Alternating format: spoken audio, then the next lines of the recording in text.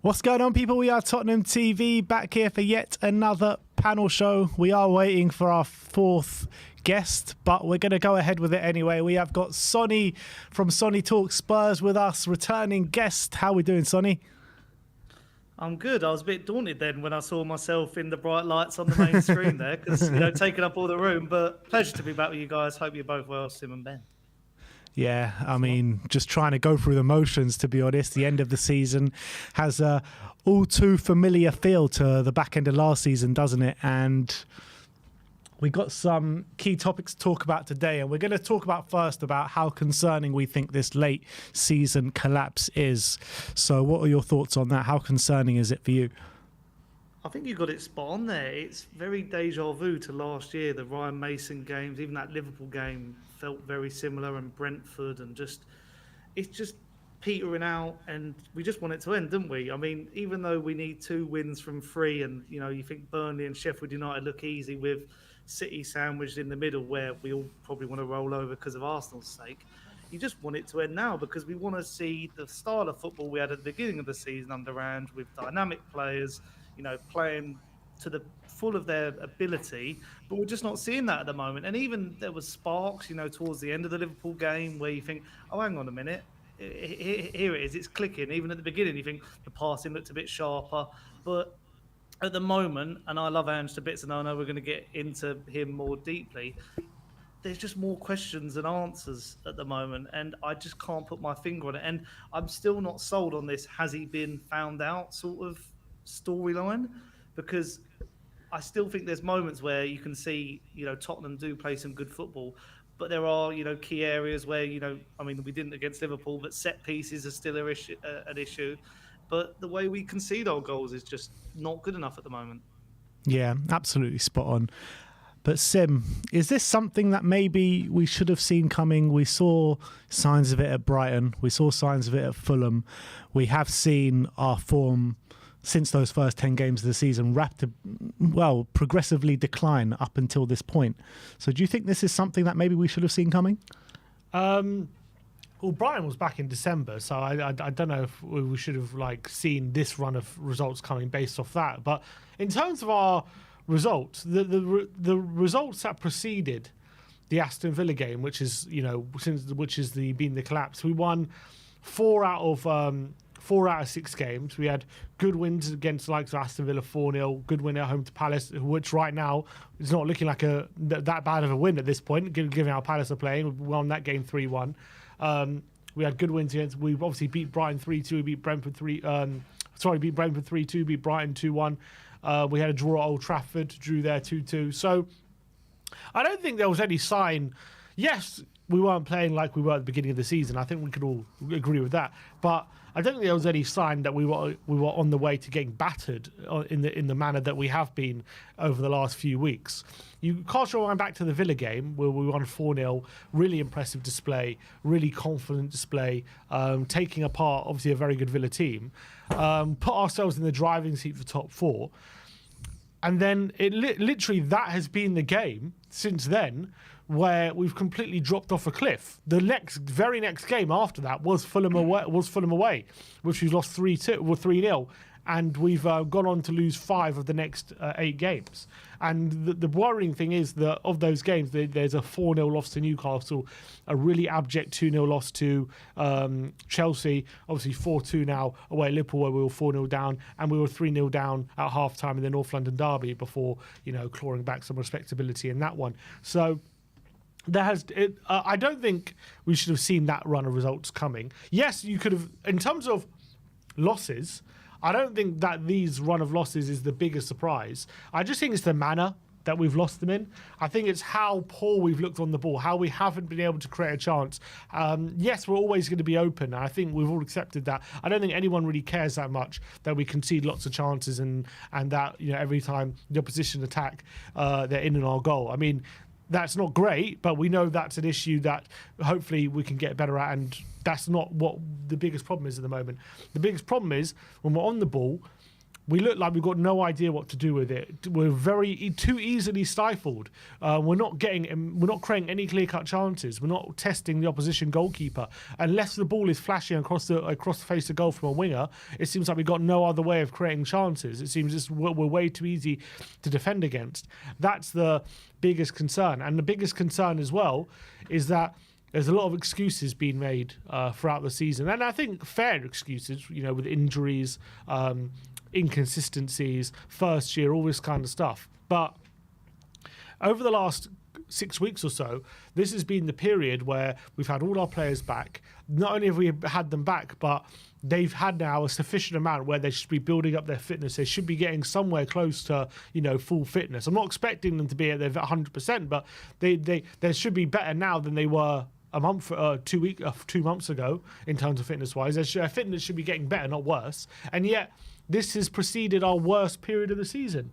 That is what is baffling to me, how we've looked at our worst when we're at a period in the season where we've had the most players available, essentially, and at their fittest. So that has got to be a bit worrying.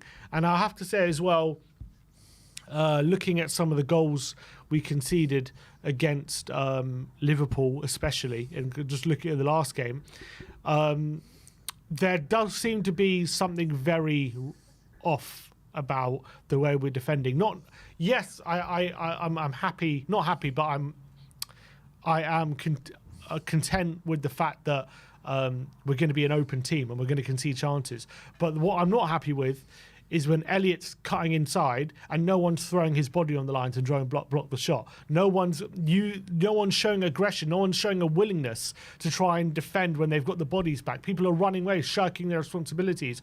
I'm all fine getting caught on a counter-attack because we've got all these players out the pitch and teams, opening us up. That's fine. But when we have players back in defending and no one is showing for the team and no one's taking responsibility defensively, everyone's leaving everything for each other, no one is defending properly, that's what I got an issue with. And to be honest, I'm not saying that it is the case, but the way we conceded goals yesterday in some of those situations was reminiscent of a team who had lost faith in the manager. And I'm not saying that is the case, and I don't believe it is the case.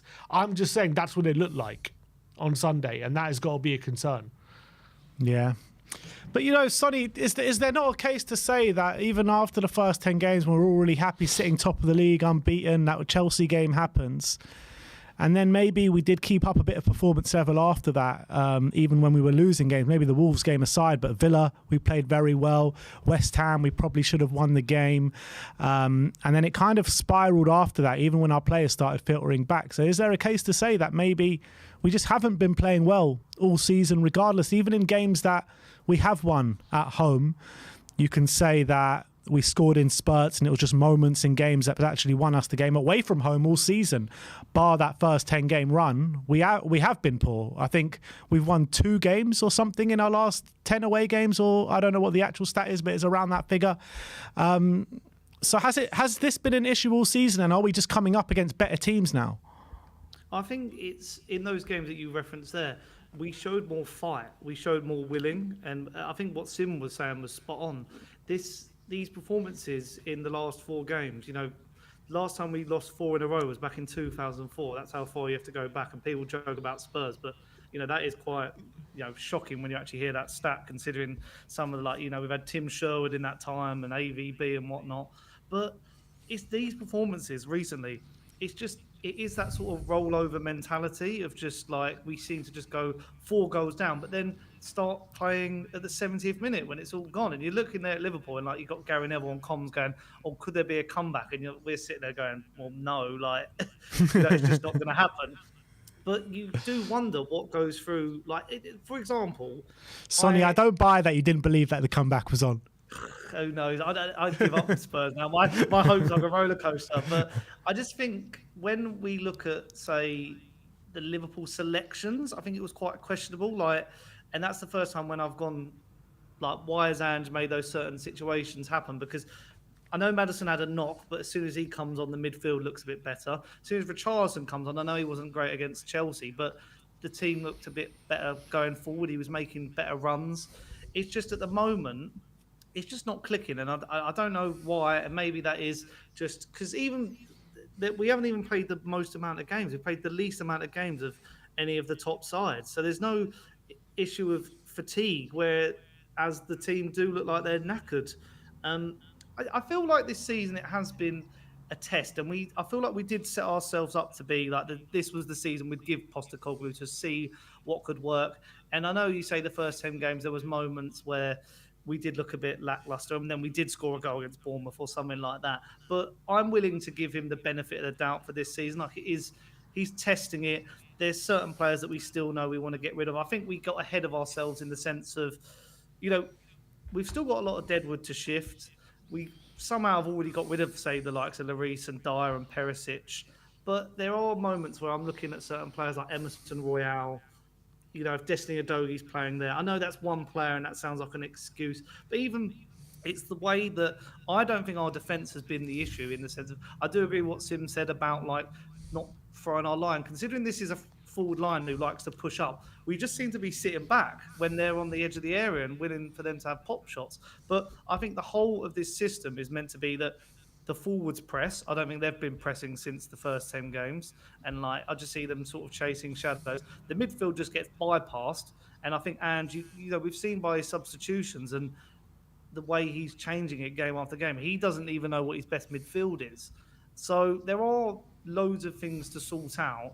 I think personally Ange can do that. I just think he needs to be backed. We've seen him. I mean, people were comparing up to it happened on Super Sunday, like his start compared to the likes of Arteta and Klopp. And I know one of them won an FA Cup and Klopp got to a Europa League final and a Carabao Cup final in his first season. He lost them, but I still think there's more positives than negatives this season. And the negatives, I feel like they can be sorted. There are glimpses of hope. We have had some really good individual performances this season, like Mickey van der Ven before the Newcastle game and stuff like that. It just seems like we need, solid players in that forward line to help out. And like even I think someone showed on a graphic on, I think it was 442's YouTube channel, how Ange's front line of the midfield are meant to press and like, how obviously the wing backs invert and the midfields. And I don't think I've seen that for a good couple of games. And I feel like, it's because, in years gone by, we never win at Anfield. We never win at Chelsea. But you'd hope that with this manager who is putting his mentality forward of we're going to change, the players would have put up more of a fight, and they didn't. And I mean, Sim is right to question their mentality of why didn't they? Like, is there something bigger going on? But you do hear the players talk highly about Postecoglou, so it's really hard to judge what the situation is at the moment. I just can't compute in my head why the more the players are getting fitter and the more players we're getting back, the worse we're looking. I mean, in your mind, like how do you justify that in your head? Why that is the case? I mean, it's just like I'm trying to like come up with a good justification in my mind why, with all the excuses you've had throughout the season, why the more players we get back, the fitter they're getting, the worse we're looking. I just don't understand it. And they've all dropped off though, haven't they? Like at the beginning of the season, you would have gone, Vicario's been amazing. You would have put more in your team of the season, wouldn't you? Even considering we were conceding on those goals. But now everyone has dropped off. Kulusevski looks like what he was under Conte. Maddison doesn't know what he's doing on the ball. It seems to be like and that's the thing when you're questioning all these players, and people are doing it with Manchester United after last night. Sometimes, do you blame the players or do you have to put something at the manager's door? And I hate to say that because you guys know I'm a big fan of Postecoglou, and I think given time and resource, he can build something at this club. But there seems to be a thing, and it sounds like stereotypical, always saying like Tottenham hoodoo or something like that. It is just replicating seasons gone by where we just drop off. And, we've been lucky the last couple of years. You remember when we were battling with Arsenal for top four, and I think we beat them by 1 goal difference or, 1 point. And that was Lloris saving the penalty at Wembley. How many years ago was that? 4 years ago now? We've got a bit lucky. And maybe this year the luck sort of, run out a little bit. And we're now having to stress over getting Europa League football to, with 2 games out of 3, and on paper it looks viable, but you never know. We lost buddy 5-1 to a relegated Newcastle many years back, so nothing ever surprises me anymore. Yeah, absolutely. I mean, we have kind of alluded to a little bit, but the next topic was, do we think the players are still behind Ange? And as much as I want to sit here and say they are, because the noises coming out of their mouths, or the ones that speak anyway, they are, but I'm not seeing that on the football pitch. I'm really not. And I'm seeing players jog back, not busting a cut. I mean, it took for Ollie Skip to come on to see the first player actually try and sprint to get back and defend their lines against Liverpool on Sunday. And I saw that against Chelsea. I saw lazy players against Chelsea. So what is it about these players? I mean, why are they looking so lazy? Why are they looking like they just have a complete lack of fight? Like you say, I don't understand it. I can't put my finger on it. And the only thing you can kind of say about it is that they are waning in belief a little bit. I mean, I can't think of any other alternative solution or alternative explanation. Because even like I used the example there, they all look fatigued and that, and you could chuck the argument in, this team was a Conte team that didn't do a lot of that. But then how many of these players are not really Conte players anymore? You think Van der Ven and you think James Maddison, they weren't used to, they haven't gone from one extreme to the next. They've just gone from other clubs sort of doing the work that they did there. Is it just the fact that it's the end of the season, these games are tricky, these opponents are better than we maybe have predicted? You do look at Newcastle and that front three they have, probably stronger than ours at the moment. Arsenal in tip-top form. I know they go 3-0 up, but then, see, the thing is, all these conversations, like I'm having a debate with myself, because I then think, if I was a Tottenham player and I'm playing in the North London derby at home, I'd be busting the gut and trying my hardest, not to be rolled over 3-0 at half time. But then again, they must have some energy reserves, because then they come out in the second half and do it and, go 2-0 or bring it back to 3-2. Chelsea's the one that's the most disappointing, because Chelsea have been so underwhelming. And then with that game, we came back into it at 1-0 down, and you think, here we go, we'll give them a go. And then it's set pieces again, 2 set pieces that you just think, why are these not being ironed out? Surely it doesn't take a genius to realise that, and the whole, I think, Ange jinxing it in the press conference didn't help whatsoever. And then Liverpool, even, Crystal Palace went to Anfield and got a result, but you do know this Liverpool team, when they're on their A game, they can still put up a performance. But then again, Mo Salah's been out of form. Szoboszlai's been out of form. All these players. Liverpool in general have, yeah. You fancy us to get a result there, or at least try. At least last year, I know we went 3-0 down, but we brought it back to 3-3. They showed enough fight to do there, and then obviously last minute it went to pot. But it's just confusing, because even in that first run, I know a lot of people were like, "Oh, you didn't play anyone tricky or that," but the teams in that, the teams we did play have come good. They have come good, haven't they? After a while, like the likes of Bournemouth, Fulham have got some good results in the end this season. It's just, this result's more worrying, because at least those games where, did we go 5 consecutive games where we went 1-0 up, and then I think at least with City we pulled one back. In those games, and I went to Villa, for example, I remember watching the West Ham game and thinking, at least we showed some fight. At least we looked like we walked out of that, we all were in high spirits, weren't we? We're going we trust Ange, we think this is going to work. But at the moment, it seems to have petered out. And the person who knows the right answers to all these questions is Postecoglou himself. But will he reveal his cards? Probably not. Yeah, I mean, I'm waiting for that Conte. Lads, can you tell? I'm waiting for that Conte-style press conference that we got about this time last year. The end of Southampton. But somehow, I don't think that's going to happen from Ange Postecoglou. But there is, like you mentioned before, like I mentioned before, a lot of similarities to the back end of last season, and what the traits that we're seeing from these players are reminiscent of what we've seen every time a manager has lost their job at Tottenham. Don't you think? Yeah, but I don't get it, because we were playing good football. Everyone seemed to be on the same page. It's been a while, though, since we've played good football. No, I disagree. I think we've been playing good football in spurts. Yes, there's been inconsistent performances, but I think there's, even in the inconsistent performances, there's been good periods of good football where we've opened teams up. Well, we did that on the weekend. Yeah, in the last 20 minutes. Yeah. But the game was gone.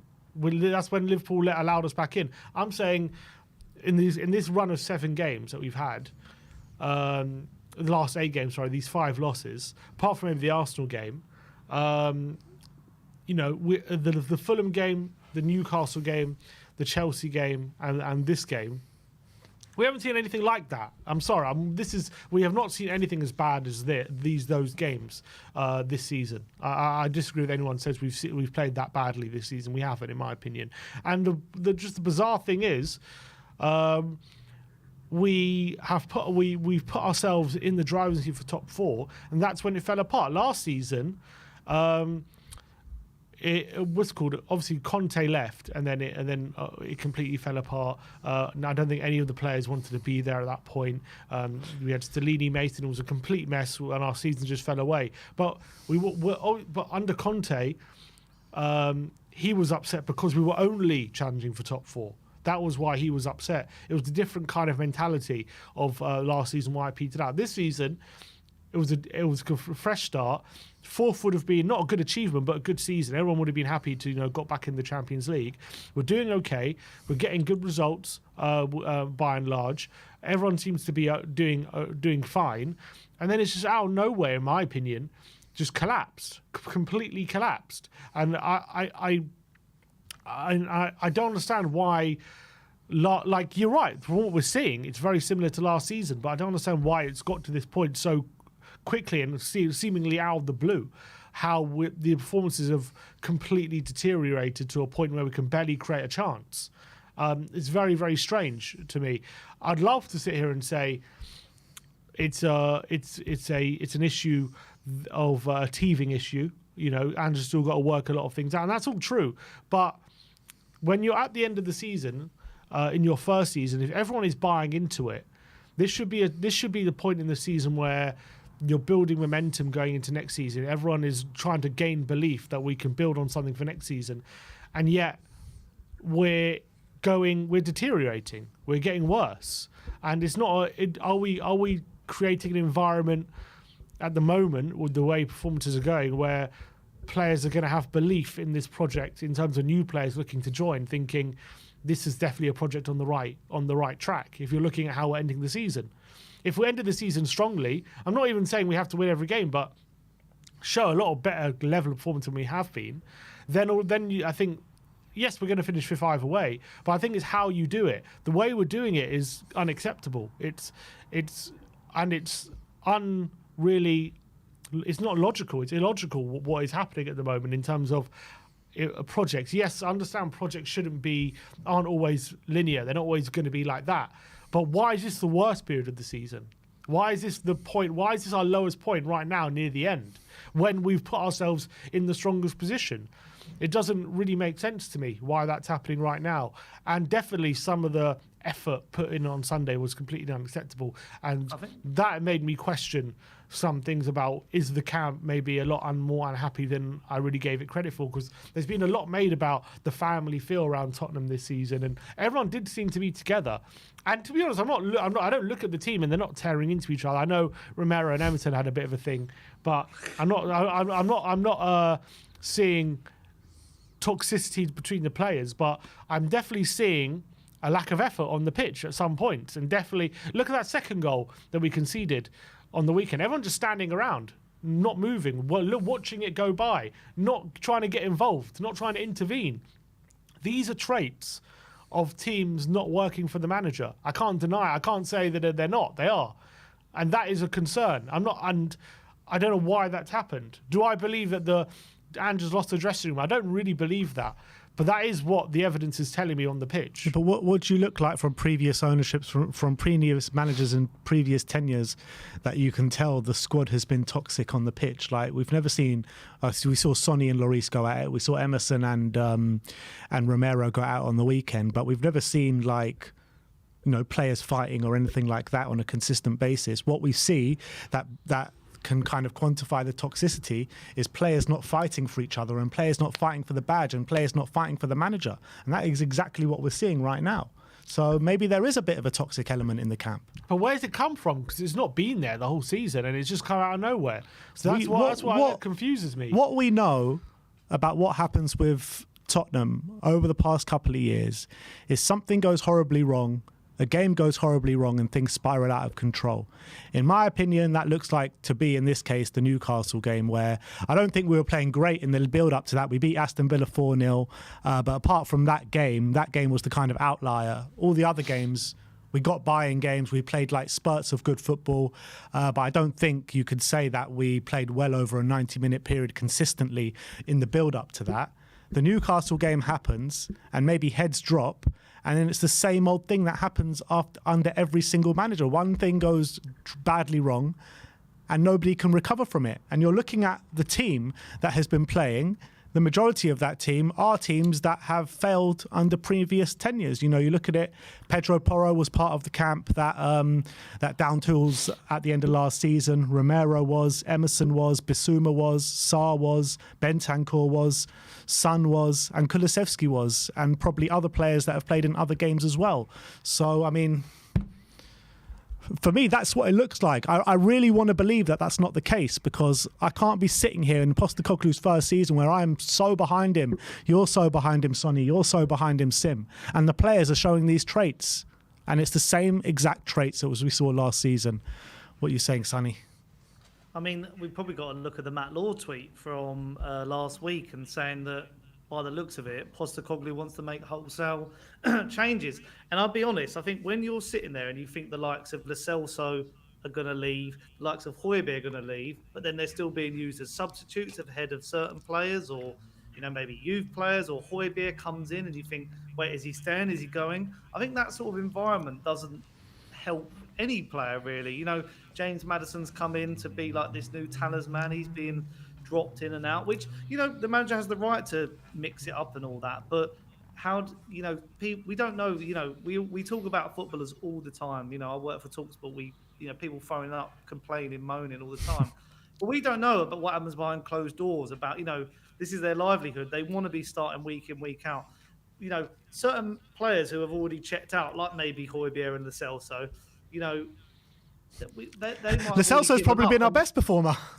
And that's the thing. It just gets so confusing. But you think the likes of, you know, Porro and Romero's the only player who I would say over the last couple of those 4 games who's looked, you know, like he's giving a shit, like he's trying. Agreed. But he's conceding. So, you know, do you know what I mean? He's part of the defence that's conceding the goals. And even they were complimenting him on the commentary, and I was thinking, he's been so good. And then he gave a ball away, and I'm like, oh, here we go. We're going to concede, and everything that's just been said is just gone up in the air. But I just don't get. There's a thing over Tottenham, like a dark cloud of like negative energy, and I don't know if it may be a trickle down effect from the owner or whatnot, and that's what makes me always think, like, how are we going to attract the top talent? We can't even, you know, no one deals with us anymore in the Premier League, so there's no point even like trying to suggest we could sign any players. You know, you got the fans saying, well, let's not have Champions League because that will benefit Levy's back pocket.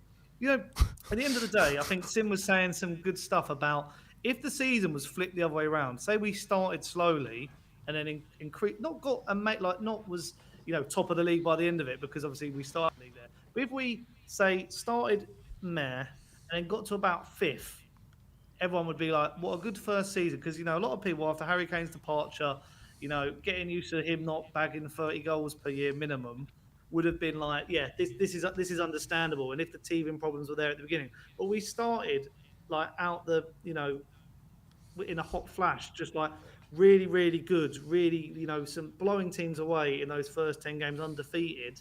And then now we've sort of like, not even petered out, but like leveled out, you could say. You know, we've got some good results in there. Like, you know, turnaround against Forest at home was good because it showed some good willing. But then we've gone to teams where we usually famously don't turn up and not got results. But because of the start of the season where we were so optimistic, you know, I'm part of it. I'm an optimistic fan. I want to see good football and think we could go all the way in certain things. But, you know, it also doesn't help that we went out both cup competitions in limp fashion. So that doesn't help Postecoglou's argument in a season. Personally, I still think this season's been a success. You know, I would have snapped someone's hand off for 5th place. You know, I think Europa League football, if we get it, touch wood because you never know, that will be a good test for, you know, I don't think Ange has been able to even experiment with this squad like we'd like to see. You know, we haven't, I think he's a bit scared to use youth players. Whereas I think in the Europa League group stages, you can. And also, the Europa League is a viable competition next year because they've changed it. You know, the Champions League teams don't drop in anymore. So that makes that, I mean, I don't want to say we're likely to win it, but, you know, because this is Spurs. But it gives us an opportunity to have a cup run where, you know, maybe it is more easier than the FA Cup or Carabao Cup. Yeah, I think Ange has definitely done enough to, warrant another season. Of course, I still believe that, but I've been believing that we're 100% headed in the right direction for the whole season, apart from these last 8 games or so. And then these last 8 games, it was almost like, why is it? I'm willing to tolerate inconsistent form, but it's not. This is an inconsistent form. This is a collapse. This is an absolute collapse. But Sim, we've also believed that we're on the right path at the beginning stages of Mourinho. We thought we were on the right path of the beginning stages of Conte. Probably not at the beginning stages of Nuno, even though we won those 3 games. But we've believed that we're on the right path and having the right project for 3 times now, and it's the same kind of ends to a season that we've seen under 3 different managers. And for me, every time this kind of thing happens, the manager always loses his judgment. And I'm scared that if we have a slow start to next season, the manager's the one that's going to bear the brunt of it, and the manager's going to get sacked. This is what happens every time. But then where do even Tottenham go after this? I have a few people in my comment section saying, like, let's just sack him now. And I'm like, but what do? We gave him a chance. Well, I feel like we did. Mourinho and Conte were short-term fixes. And anyone who says to me, well, they should have been back like Postecoglou, they didn't want to be here. We know they just saw that as a paycheck. They saw it as just, we'll see what we can do short-term. Levy didn't want there beyond their contract. If Conte wanted to stay, he would have, 1, not gone on that rant after Southampton, and 2, he would have put pen to paper in about January last year. Whereas Postecoglou, he signed a long-term deal, and he wants to, the way he talks even after these defeats, he takes blame for stuff, which is, good in my book. I don't like seeing players thrown under the bus by their own manager, unless they do that behind closed doors, to G them up a little bit at half-time, for example. But, this manager is getting backed. And it's almost like we have had to do a proper reset. It weren't resets under Mourinho and Conte because Levy was happy to go with, here's what you've got. You've got Kane, you've got Son, you've got Dele Alli and Eriksen. Try with this because I don't want to invest in you because I don't know how long you're going to be here. Whereas Postecoglou, there's a reason. Has he maybe taken a step back, Levy, this season? We don't hear from him as much as we usually do.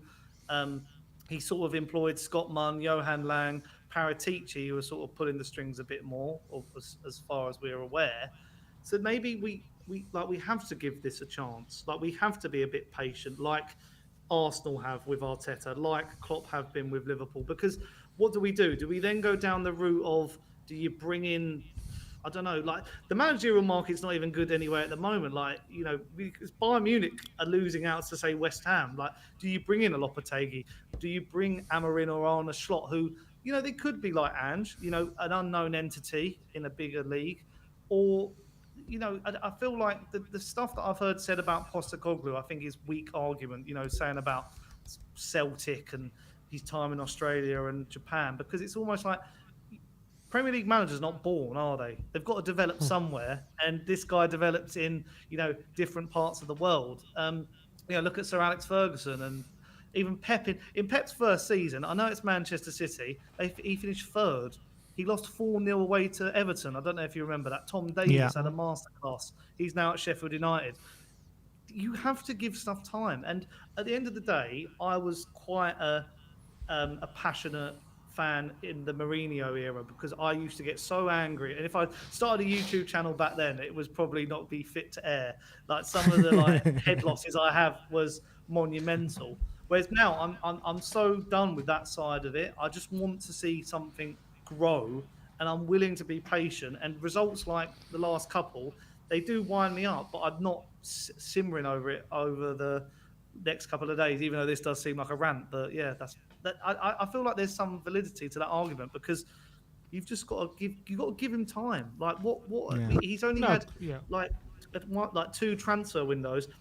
And even the pre-season was a bit rubbish in the end because, he had the Kane stuff to deal with. So maybe when we give him another, summer and a bit more money because he is going to stay, then we might see the football pick back up again. Because even you look and if you go, I mean, I think we're going to talk about signings, but if you go position by position, are they really Ange players, some of them? the wingers, are they perfect Ange wingers? I'm not so. It's hard to know, isn't it? Well, he brought in Johnson and Werner, didn't he? But then I think we've missed Werner the last couple of games. And I feel like I've not seen any of them be as direct. I feel like Son through the middle, I'm still not. I'm not sure if that's working anymore. Like Richardson's been better, and Johnson. I mean, I do rate Johnson. I think he'll come good. But it's just Kulusevski's the one for me. I don't know. Even he's played in this 10 role where he apparently likes to play more, but he just seems sluggish, and I don't know why. He hasn't even been injured this season, I don't think. Yeah, I mean, I agree with you, and I think Sim agrees in terms of what we need to give Postecoglou, and we need to give him time, and we need to give him the backing. But do the board see it like that?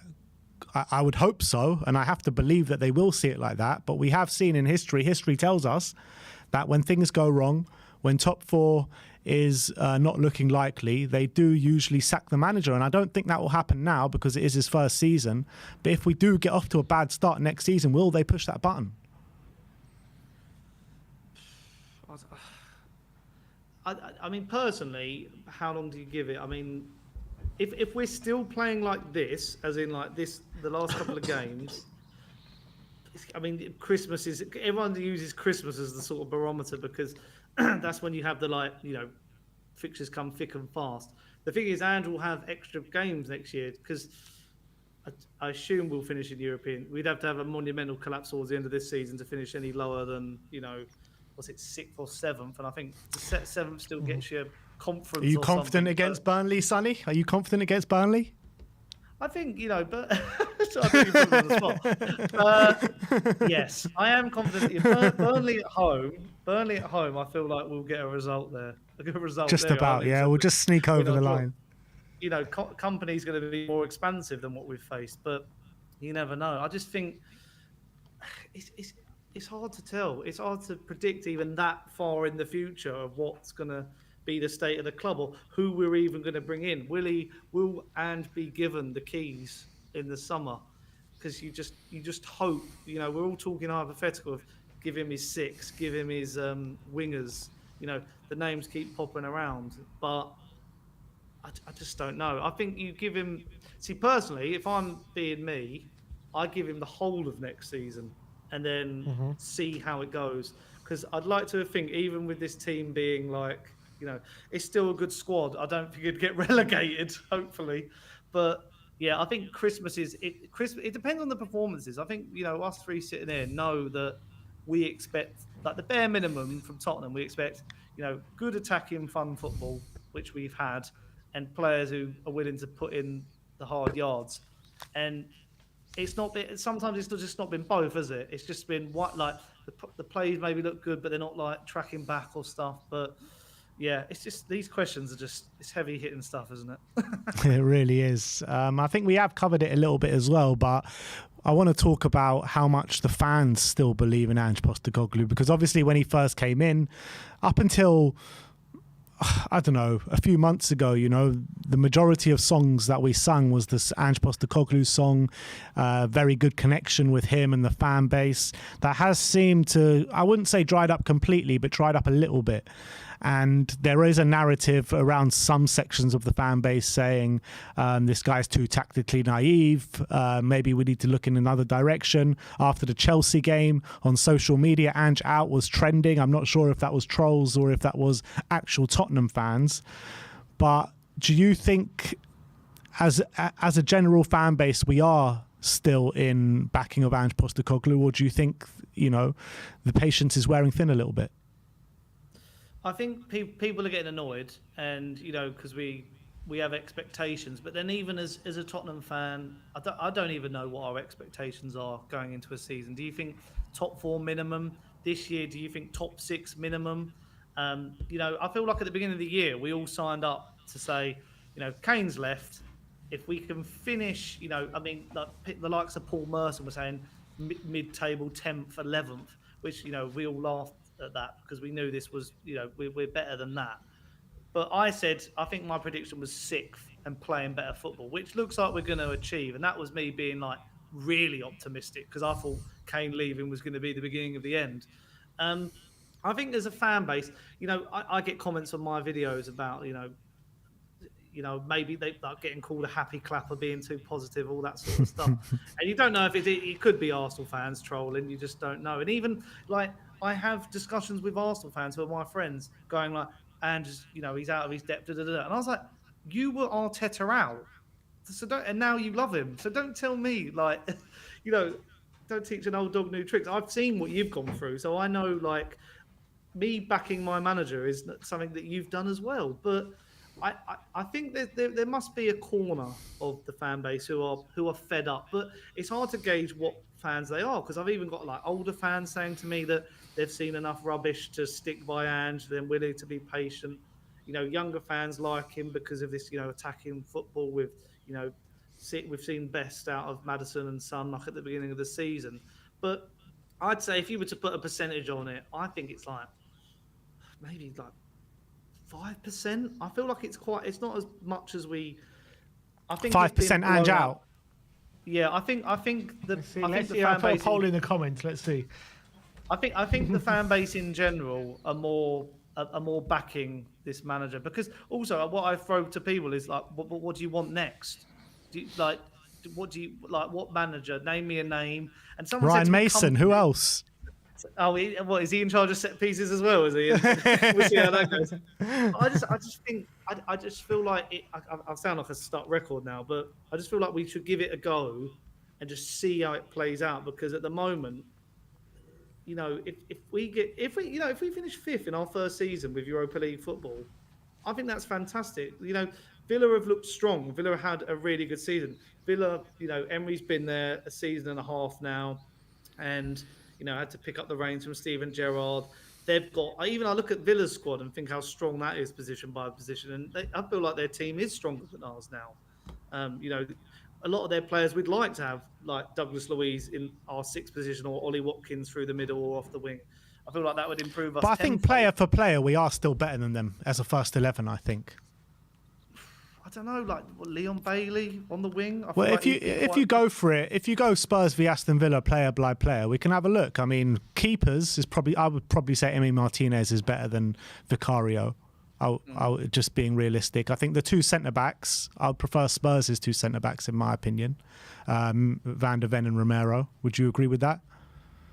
I mean, like Diego Carlos when he's come in has been good. Ezri Konsa's played more right back, hasn't he? But he's in with. I think Romero definitely gets in, surely. Romero and Van der Ven. I like Pau Torres, to be fair, but I think Pau Torres has had a good season. I think it's close between those two. I feel like it's it's close between Van der Ven and Torres. I think. But I think our pairing does edge their pairing in my opinion.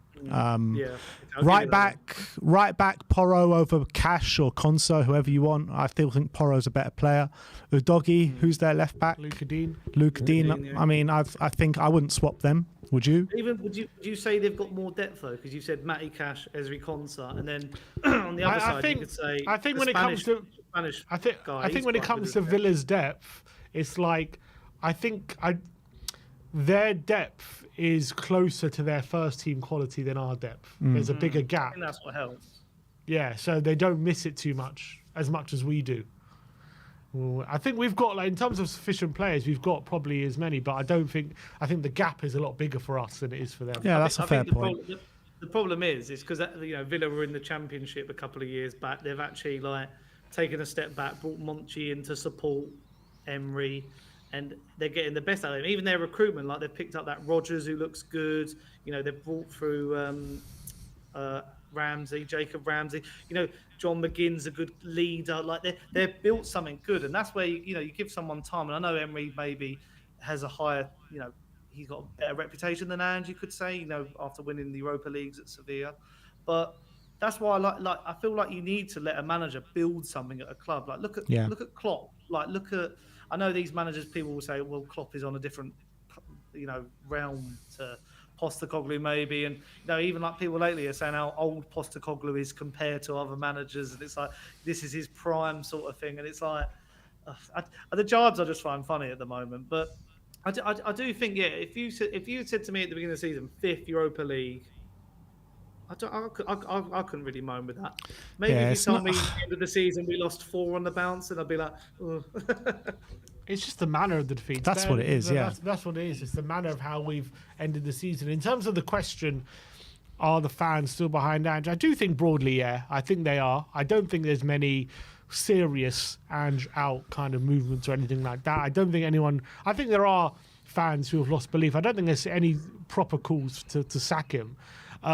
However, in terms of the project, I think definitely in recent weeks, there's just been a bit more, I would say, I'm trying to find the right word, but I think maybe a couple months ago there was full belief that we're definitely... So probably say doubt and questions are starting to seep doubt. in. There's a few more serious doubts that is Ange actually the guy that's going to bring trophies back to Tottenham? Is he actually going to get us challenging for league titles? I think obviously early in the season, even up until February, March time, I think everyone was really on the look, clearly you just get a few more signings, get these players back from injury, you can see where this team is at, you can see what we're capable of.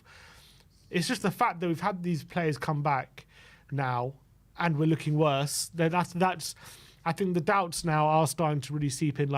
Not is he a good man, bad manager, or anything like that. I think people enjoy the football. I think people want to see where it goes. But I think there was more of a belief that Ange could really get us challenging right at the top.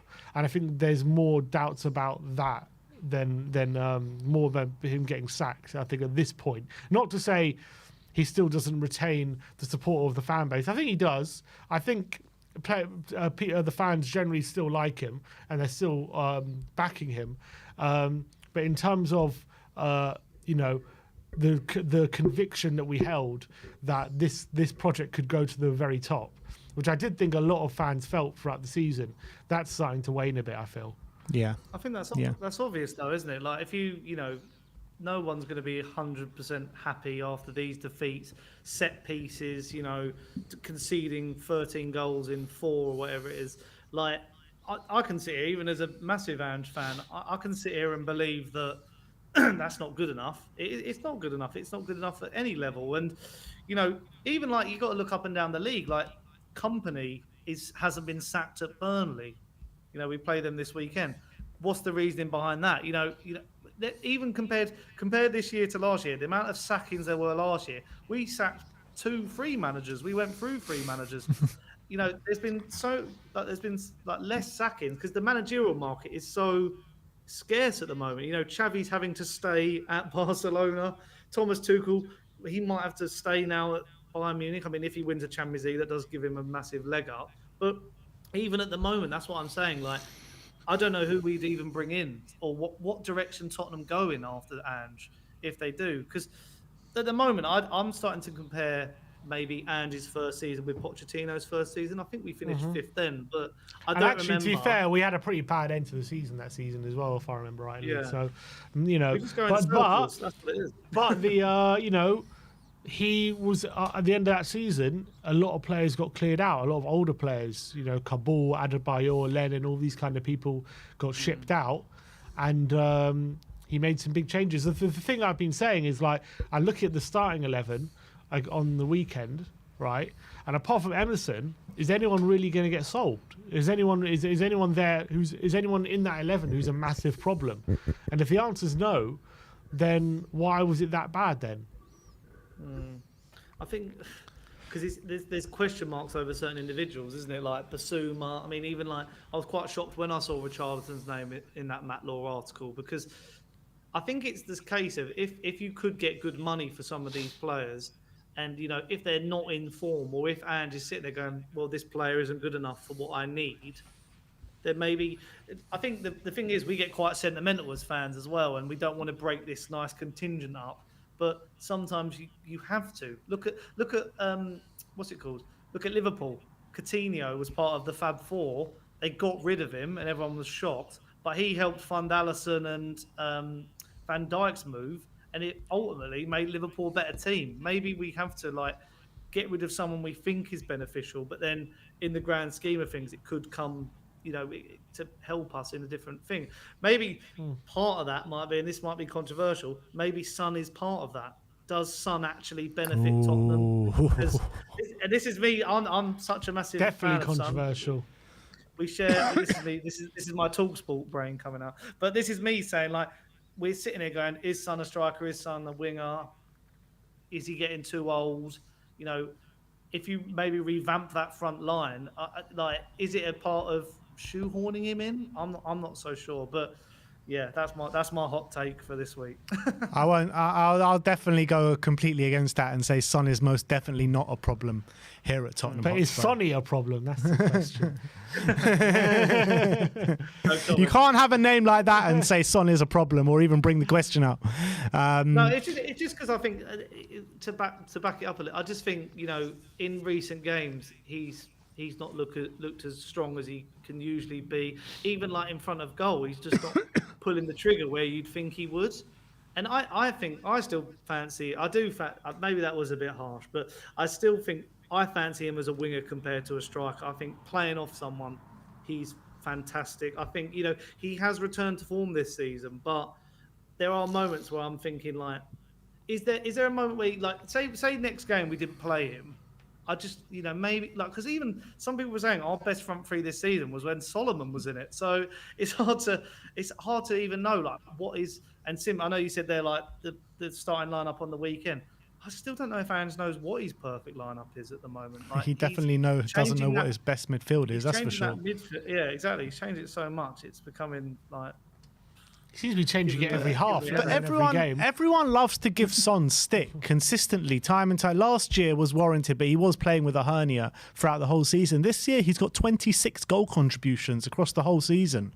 I mean, if to say he's the problem, I think is absolutely ludicrous. Like, you can't be a problem and get that many goal contributions throughout the whole season. Yeah, fine, he's not playing well over the past couple of weeks, granted, but no one is. But throughout the whole season, he's probably been our best player. Do you think he's being used, like, perfectly, though? I feel like that even 1 minute it was Richardson on the left, then Son through the middle, then he's playing with John. Like, I feel like maybe it's the players around him that's not helping. Like, even when Maddison came up on against Liverpool, it looked like there was more for him to run on to. I just haven't seen him, like, what he's played like recently gave me flashbacks of last year where his confidence looked low. He, you know, he wasn't running at players. His touch looked awful, and I can't get my head around it, because I always think Son is a mood player as well. Like, if he's, you know, in a good place, he can really, like, succeed for Spurs. And I'm even backing him as the captain. I saw a lot of fans at the time question his like him having the captaincy, and then I've seen some stuff about maybe it should be Romero after his warrior-like performances recently. But I think Son is the embodiment of Spurs, and I want the best for him. I want him to lift the trophy for us before he leaves. But when I'm watching him recently, I'm just thinking, like, I don't know if he's trying too much. It's confusing. But if you watched us recently, you'd want everyone gone. Like, it's not just Son. Like, the whole squad should be sold if we're going to say, like, based off the last few games. And I get it, he's not played well, but, like, you can't have that level of productivity throughout a season if you're declining that much. I just think, look, Son is 31, and the reality is he's not maybe he's definitely not improving as a player. I think we know this is what Son is for sure. And there are some games like on Thursday where he gets bullied by Gilchrist, and and you know, then when those games happen, you're like, oh God, is he really declining? Is this it? Because after every bad game and after you turn 30, everyone else always asks that question. I remember people said the same thing about Kane. Like, on a few games, he turned like 30, had a few bad games. Oh God, is this it for Kane? Is he done now? I just think.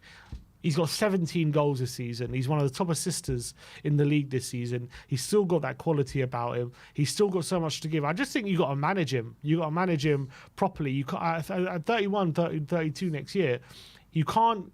It's not sustainable to play him every minute of every game. I think it's ridiculous that he's forced to do that. But given how much better he is than all our other forwards, that's why.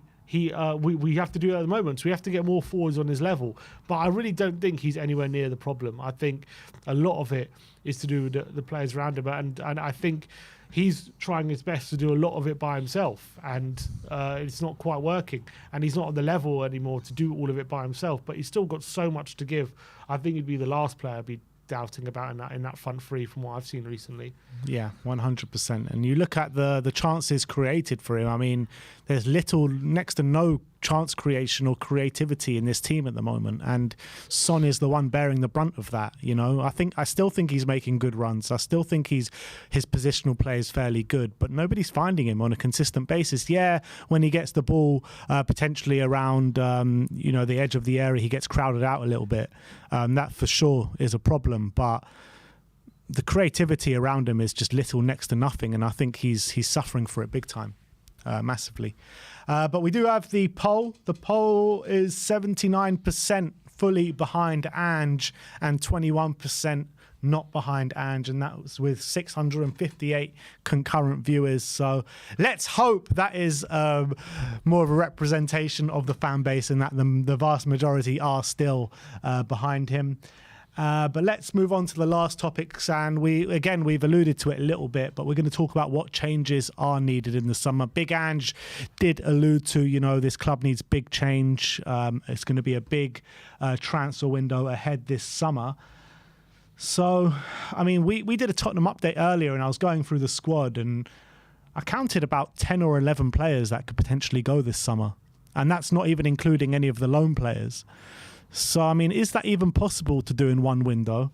And Sonny, how many players in the current squad are you happy to see go in the summer?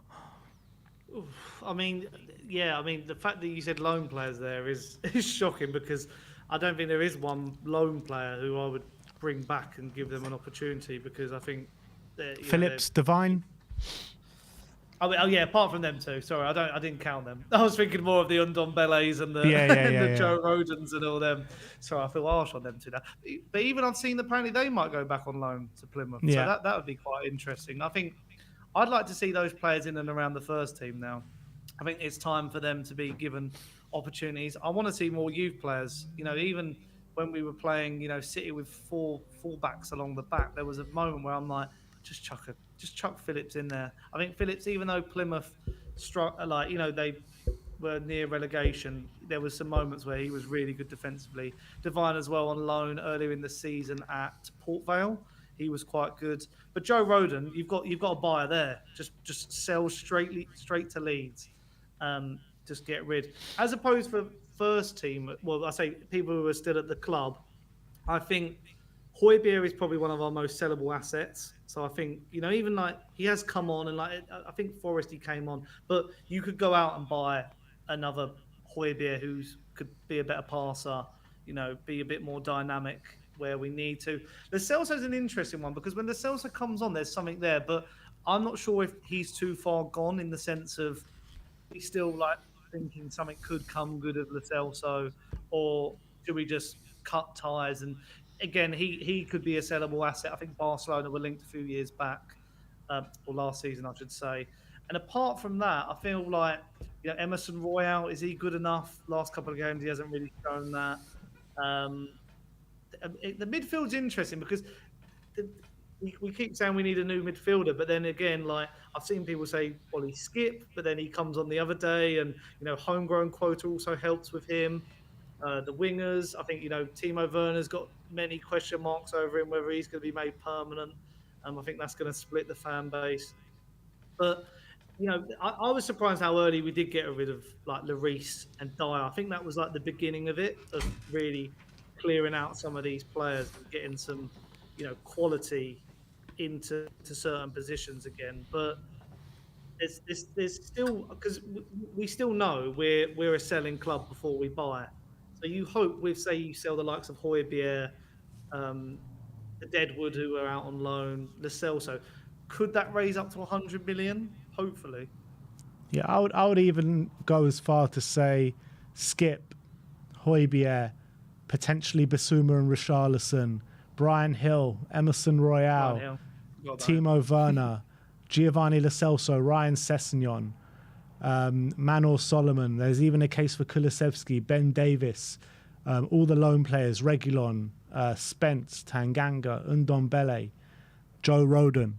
There's so many players there with massive question marks against their name. And when you talk about a Pochettino-style rebuild, I know maybe it was a bit different in that case because there was a lot of old players and wiltering players, but Ange also said maybe, you need to get rid of some of these players, that maybe they might be good enough in terms of like Bissouma, he's a good player. Like Kulusevski, he's a good player.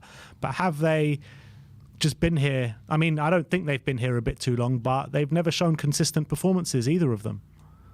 And sometimes it's like square peg round holes, isn't it? Like Højbjerg, fantastic for Mourinho, great for Conte, doesn't work for this system. So, and as I keep saying, if they're a sellable asset, because we're not going to sell maybe like Maddison or someone like that, like to really turn a good profit, we've got to sell little players. And even like I was saying about sentimentality. Part of me is like, oh, Ben Davis, but time to probably cut that now. Time to get rid of. Don't touch my Ben Davis. He's like our version of Win the Dog for Arsenal, isn't he? Just keep him around from around.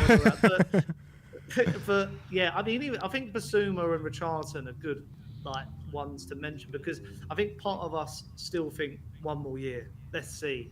But if we can get Ivan Toney for 30 million. Or the problem I have is I think when it comes to midfielders and this 6, I don't even know a name to really suggest anymore, because I think that market is so crazy that I just don't know. But then you look at maybe Nico Williams for wingers, or looking back at Antonio Nusa. There are viable options. We're being linked to some really good players. Even nothing much came from Santiago Jimenez being at the North London derby. He's probably watching Arsenal, it will turn out, rather than us. But I feel like we like the players we're being linked to, I'm happy with. I think there's some really strong names. But before we buy, we've got to sell. We've got to. I mean, Ryan Sessegnon, you're saying names I've forgotten about. Like Brian Hill. No, I mean, they're still sticking around. They're still sticking around. It's sickening, isn't it? Honestly, I'd rather kept Lamella than buy Brian Hill. I think Lamella would have been a good asset to have. I agree. Sim, like we were talking at the beginning of the season, or maybe in the mid-stage of the season, we were talking about what we needed, potentially a couple of additions in the forward line, a 6, and backup for the defence, and then we'll be right up there and we could potentially challenge next season. I mean, it just does seem like we need so much more change than that, doesn't it? Well, definitely recently is definitely put that on the back burner. I think before the most recent games, I think you could see that with a bit of tweaking, we could really go a long way to closing that gap. But the gap seems a lot bigger now over the last few games than it did 2 months ago.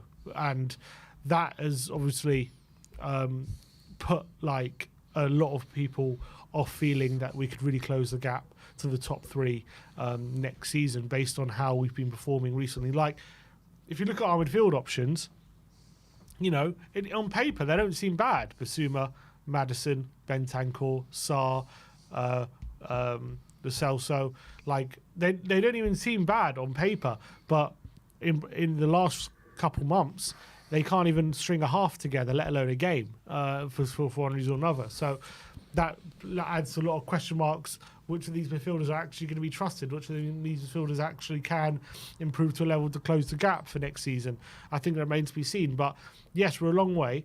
I do think a few targeted additions, and this team could be taken up quite a few levels just with that. I don't think we're as bad as what we've shown in the last few games, and I do think that a number 6 has to be an absolute priority. I think that's become, if you look at all the top teams, you look at Rice, Rodri, you look at you look at Madrid, they've got crucial players in that position.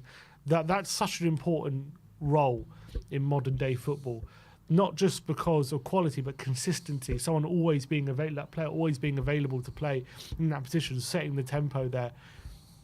It is so crucial, that position. So 100%, a really high quality number 6 has to be a real priority.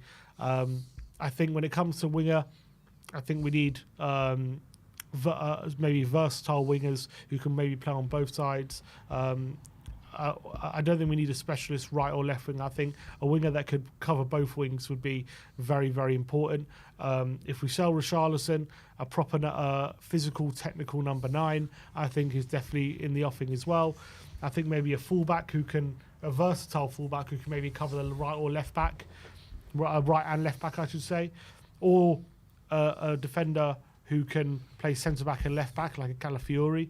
That'll be massive. That'll be a big priority as well. So definitely a lot of targeted recruitment needed this summer for key positions. I do think we got the basis of a pretty solid team. I know the last few weeks have been horrific. I don't think we have to sell everyone and it needs everyone needs to go and all that kind of stuff. I do think we've got some very good players here. And I do think we do have some players that are good enough to be in a team that can challenge at the top.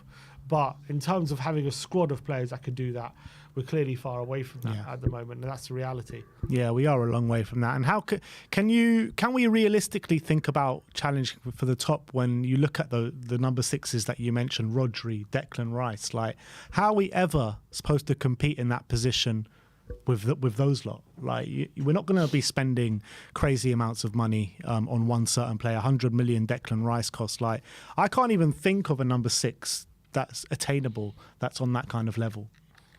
We were talking about the best midfielders in world football, so it's going to be very difficult. That's where the recruitment comes in. We have to find someone Rodri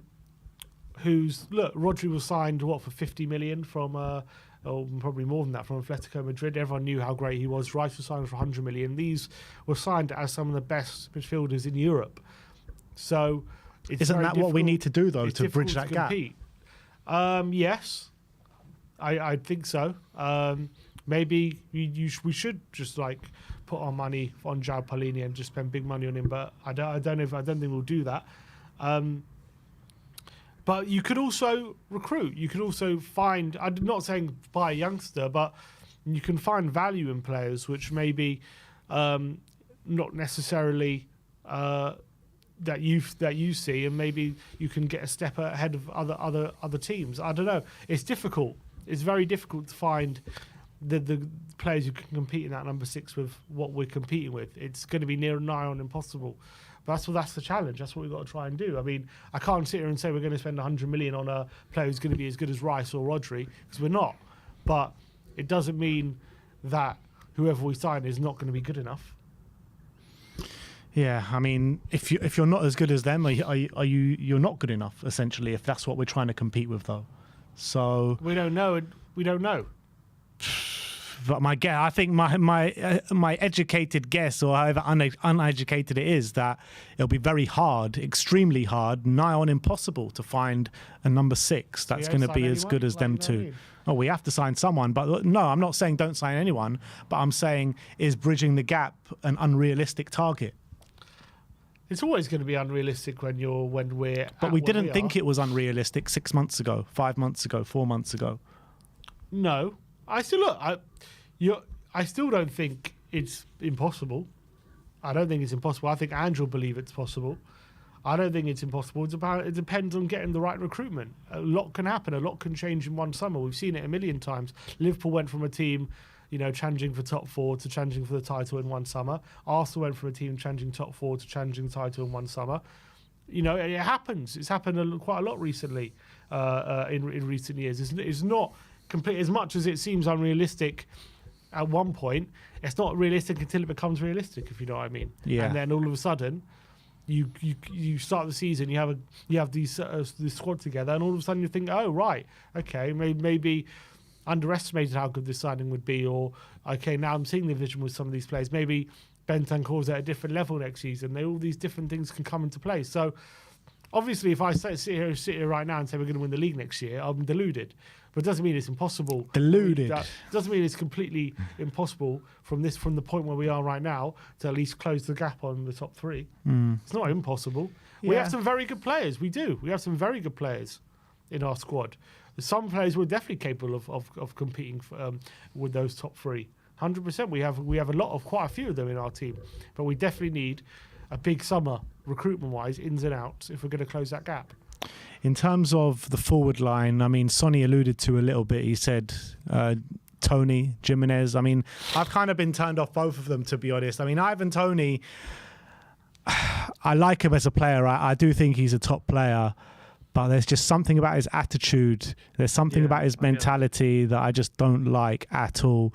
Yeah, and it stems back a He's while a now. gamble, as they would say. He likes a gamble, but that's not even the No, I worst said thing. he's a gamble. Oh, he's a gamble. He's a gamble and he likes a gamble. That's for sure. But, even back when, he was saying into the camera when he was on holiday, there was that clip saying, fuck Brentford and all that. The way he's been twerking for the top teams the whole season, really, I think has been nothing short of embarrassing. I don't know. I just feel like he'll come in, he'll do well for a bit.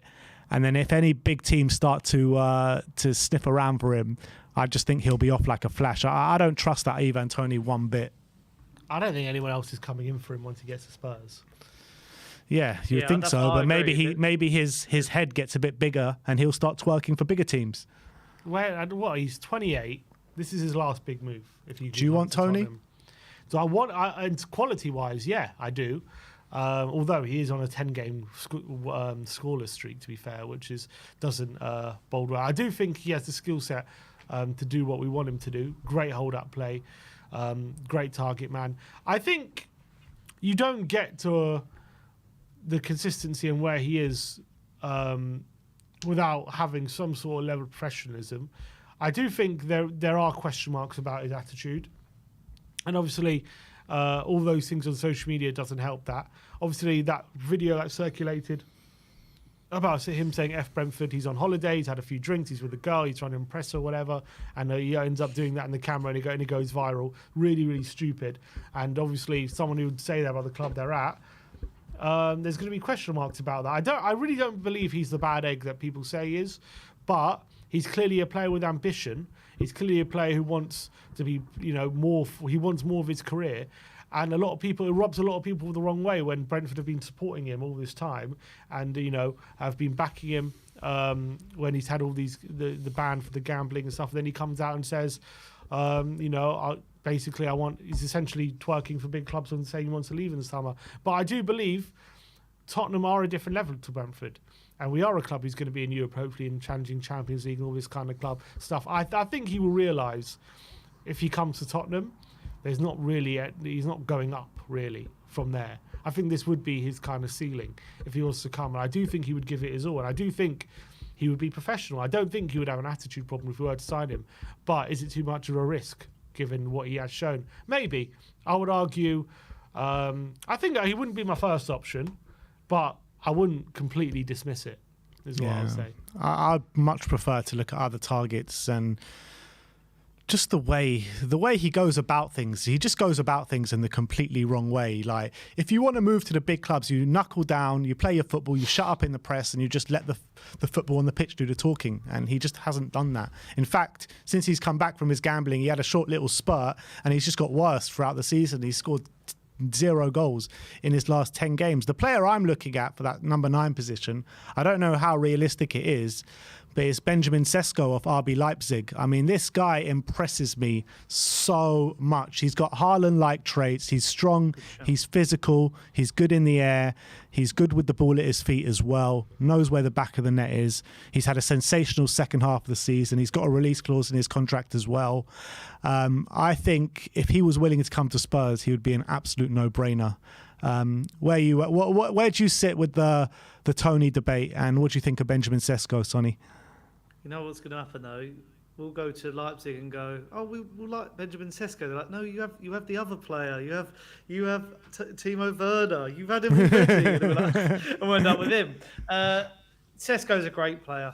The problem is the striker market is pretty much more like any part of any area on the field. Like we were just saying with the sixes, you either, chuck money at £100 million Victor Osimhen, who we're not going to sign, or anyone like that, or people who aren't going to leave, Ollie Watkins, Alexander Isak, people like that. Or you take a punt on an unknown player who could still cost a lot. Look at Rasmus Højlund or someone like that. Or you take a punt on someone else from a lower league, from around Europe for 50 million or less, 40 million, and you don't know what they're going to be like. Are they going to be Vincent Janssen, or are they going to be Pavlyuchenko? I don't even know what name to throw out there. But it's just so hard to know. I think Toney works well on paper. That's why I suggested him. If he is going to be worth 40 million, I think at the moment, when it comes to his attitude, I think he's big fish in a small pond. Brentford have not had a good season. Probably off the back of him not being there. Whereas if he comes to us, I back him to be quite good because Sim alluded to earlier. We've got a good selection of players. If the ball's getting fizzed across the box or Maddison's putting in, a ball through the middle, Tony's going to score it more than Richarlison. Is my offering of that. The problem is, I keep saying about the current striker market. We've been used to watching Henry and Drogba in the Premier League, and now we watch Darwin Núñez, Nicholas Jackson, and those sort of guys who are like erratic finishers. So it's really hard to know what avenue we're going to go down because that's why I said Santiago Jimenez as well. But again, he's just such an unknown entity. That league is so hit and miss. It's just so limited. I think Tony is like just. It seems to be the only name I can really. I can see us. I can see us going for it, but then I can also see Arsenal going for exactly the same targets as us this summer because they're, really would love a striker. Do they go for Tony? I think they might have been a bit put off him, after, the arguments you were putting forward there, Ben, are similar to probably what Arsenal are thinking. Attitude, do we need a player like this when they're building such a good, unit? Do they need a problem? Apart from that, I think Sesko is a great idea. Again, he's on that cusp of, he's like the Hoyland one. It's like, are we going to really compete to get a bid in for him? But it's just disappointing that we miss out on the likes of Isak and there's no other player where I can actually put my finger down and go, that's a striker that one I can see us getting. Or we'll probably end up signing Chris Wood on a free. You're not wrong there. In terms of wingers, though, there's plenty of wingers about, aren't they, that Spurs should be going for. Nico Williams, I think one of you guys mentioned him before, £43 million release clause, or euros, it could be release clause in his contract. He looks like completely fit to what we want to do. And there's obviously the two lads at Palace as well. I think Michael Elise has a £60 million release clause this summer. And Eberechi Eze, there was all that thing when Palace played Spurs a couple months ago when he had a box there. He was entertaining his guests. He's with CAA Base, who are obviously very close links to Spurs. So do you reckon any of those are realistic? Again, all the top clubs are going to be going for Elise, I think. Chelsea went for him last year, and then they went for Noni Madueke. Eze is the one I like. I just think Eze is a versatile option. I think Sim was alluding to versatile players. He can play on the wing. He can play through the middle. He offers a bit more of a bit more than Maddison in the sense of better dribbler. I think more direct. I think whereas Maddison likes to drop deep, Eze could stay a bit further up the field. I'm thinking of other. Another six that's come into my mind who's been linked was Onana. I wanted to bring up Everton. I think he could be a good option, but then again, it's just so weird to think that these players. I'm just trying to imagine them in this system now. It's this way like Ange plays, and could you see it? Is Onana just a bit like a Basuma? Is it going to be like a cheap fee? That does he actually work in the team? He's used to Sean Dyche football. A winger, Rafinha. He's only 22 though, Sonny. Yeah, so he could actually be I think that's a good viable option. He looks like he's cementing himself in the Belgian team, but Rafinha keeps coming up as an option from Barcelona. And then again, it's like you can put them into like a Venn diagram of problem big name signings like Tony and Rafinha, or unknown entities that could come good. But it's the same with Rafinha. I watched him against PSG in the Champions League. Was it the quarterfinals? And he looks good, and then it's just like, but apparently like those were like his first goals in a while for them, and I'm like, it's going to be another, and I can't see it. The thing I've noticed from watching, a bit of Ange's Celtic last year, I don't think Ange takes any rubbish. He does, and I think Tony, Rafinha, they'll bring some baggage and some aura, and we've been at Barcelona. Tony thinks he's the bee's knees, whereas at least with these younger options, Ange can, make them have this mentality and take them on this journey he wants to take them on, sort of thing, which I think he's trying to hone into the signings he's already made. Like all of his signings were, they all mentioned the phone call with Ange, didn't they? I spoke to him and I can imagine Tony having a phone call and maybe putting it down on him. So I'm just like thinking, I'm not sure about this. I want Real Madrid. Go back to what you said about Onana. I was a big fan of him, and I was like, I really wanted him in.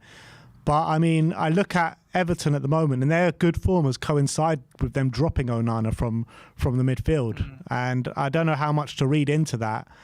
But I don't know. Like, I was a big fan of him, but now I'm questioning it a little bit. Like, he's been completely dropped from the Everton side. Yeah, but I guess when you're at the, this stage of the season for Everton, you need some just proper shit houses who are gonna. Yeah, but you would think he's a big fighter. It's just, it's weird, isn't it? It's almost like it's what we were saying earlier. Maybe square peg round hole. Maybe he's just not suiting what they need. A winger who's just popped into my head is it Bakayoko from PSV? Yeah, I love him. Great player. Like, it's just, him and Williams are like perfect. I think they'd be the ones that I'd be trying to go for. It's just, I just don't know where Tottenham sit in this pecking order. I don't know if you two can answer this. In this pecking order of European teams. Of if we were to even last year, I was so surprised we beat I don't know how much they were in for him. I was still surprised we beat Newcastle to James Maddison. So Tottenham can sort of sign someone against the run of play. But then this summer, when you think about what we've spoken all about today, Europa League over Champions League, can we really convince these targets? Because also what's funny enough is we're talking about all these targets. They're probably, Johan Lang and Paratici and all that. They know who they're going for. They probably knew who they were going for a couple of months back. So it's just, I mean, I'd like to throw that question to one of you guys. Where do you think Tottenham, that can we compete? Say we're going with this summer, Newcastle, Villa. Do you back up? I think we can compete. Financially, we can. I think financially we can. Wages up against Newcastle might be a bit of an issue. When it comes to us versus like the top three, in terms of us being a footballing project, then it's going to take some convincing, especially how we're ending the season at the moment. Us against who is going to be the top three? Oh, the top three, yeah. We're a level below them. I think apart from that, we're a match for anyone, if not more viable option than anyone. I think we can compete with most yeah, but teams. What you're saying about our wages, I mean, we've got so much big wages off the books recently. Harry Kane's gone, Hugo Lloris is gone, Perisic has gone. At the end of this season, you're looking at Højbjerg is going to be going. Timo Werner, we're paying him 160 grand a week. He's probably going to be going at the end of the season. So actually, we don't have that many big earners on the books anymore. So surely this summer we'll be adding to that. Surely. Yeah, but we have a very strict structure, don't we? Wage structure.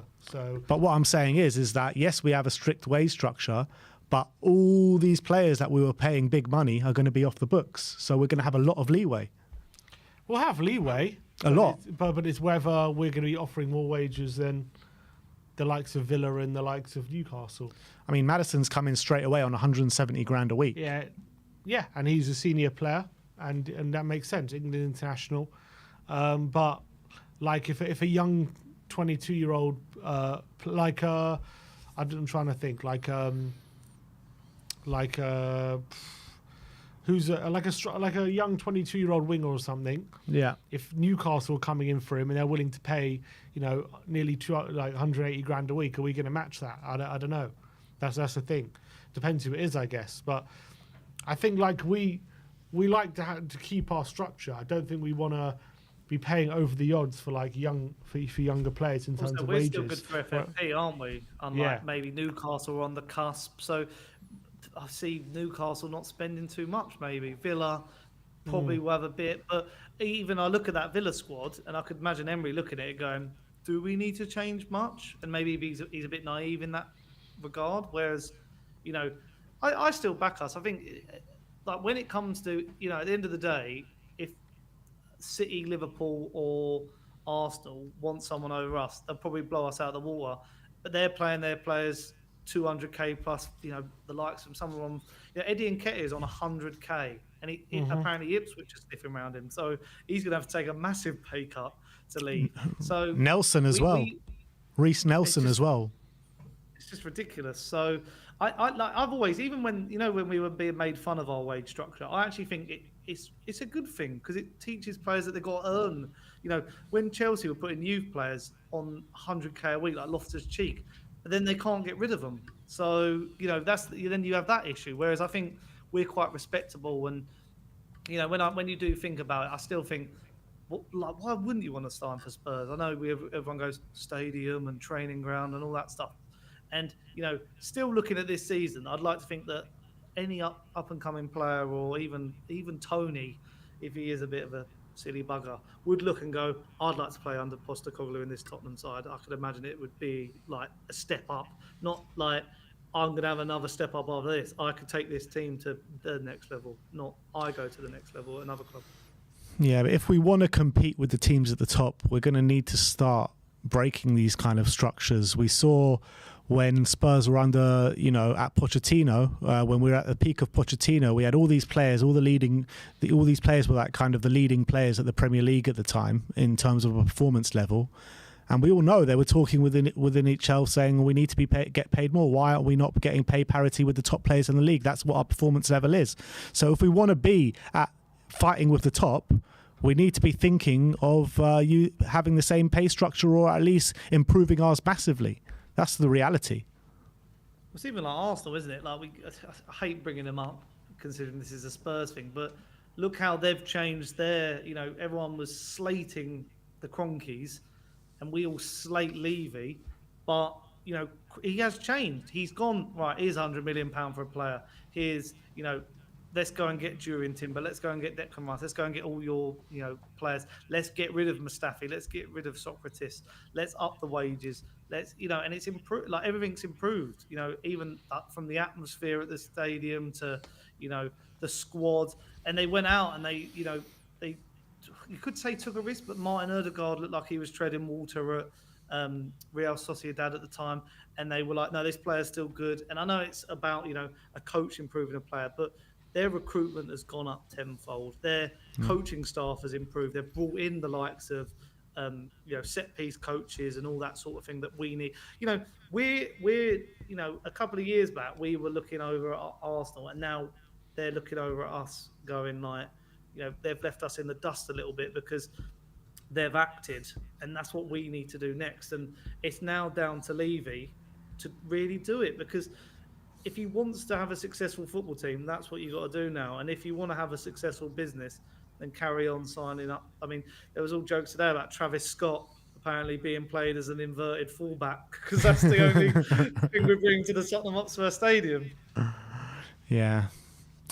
Anyway, I think we can all agree that a big summer of change is most definitely needed at Tottenham this summer. But yeah, that does bring an end to the panel show today, guys. I want to thank you all for tuning in today. Thank you, Sonny, for coming in. I don't know where Ariane was, a complete no-show today. But Sonny, do you want to let the people know where they can find you? I know, a lot of pressure on my shoulders in the end. So yeah, but I think I did all right. I was passing. You know, Sonny, it's usually sink or swim, and we can safely say you swam today. Yeah. But yeah, you could catch me, Sonny Talk Spurs, on YouTube, or just type in Sonny Snelling to any social media or the YouTube search box. My last video was my reaction to the Liverpool game, so you can go and check that out. And I've got a video coming tomorrow based on, you know, a bit of what we've spoken about today, but a lot about certain comments made by pundits saying that we should stick by Postecoglou and see what happens and invest in this project. Yeah, and I back that 100%. Back Ange, believe in Ange, stick with Ange. And that's what the poll on the channel is saying. 80% are fully behind Ange in the chat today. 20% are not fully behind Ange. So those 20%, give your heads a wobble. But thank you, everyone, for tuning in today. We'll see you all very soon. Like, subscribe, and comment. And as always, come on, you Spurs.